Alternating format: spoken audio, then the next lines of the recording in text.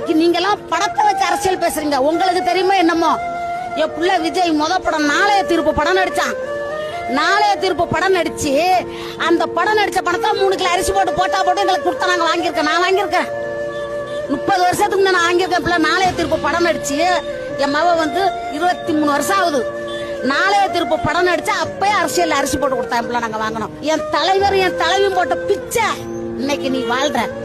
அன்னைக்கு என் தலைவர் ஜெயலலிதா போடணும்னா திருக்கோளையில இருப்பேன். இது நடந்திருக்கும் கண்டிப்பா. நாங்க போட்ட பிச்சையில என் தாய் என் தலைவர் நடிச்ச பழத்துல நீ ஆண்டுகிட்டு போய் தமிழ்நாட்டை ஏமாத்தி கையில வச்சு தலைவர். உன் வீட்டு குடும்ப அரசியல் நடக்குது. ஏன் எம்ஜிஆர் வந்தாரு குடும்ப அரசியல் பண்ணாரு, அம்மா வந்தாங்களா பண்ணாங்களா?